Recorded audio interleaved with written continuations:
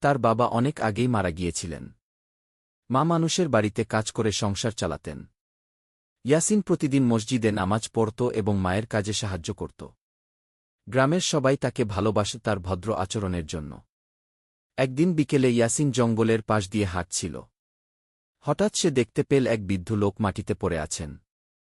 লোকটি খুব দুর্বল দেখাচ্ছিল। ইয়াসিন দৌড়ে গিয়ে তাকে পানি দিল এবং নিজের খাবারটুকুও খেতে দিল।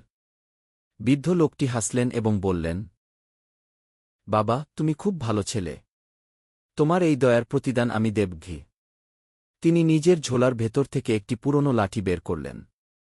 লাঠিটি দেখতে সাধারণ হলেও তার মাথায় ছোট একটি নীল পাথর লাগানো ছিল। বৃদ্ধ বললেন, এটি একটি জাদুর লাঠি। তবে মনে রেখো, এই লাঠি শুধু ভালো কাজে ব্যবহার করা যাবে। খারাপ কাজে ব্যবহার করলে এর শক্তি নষ্ট হয়ে যাবে।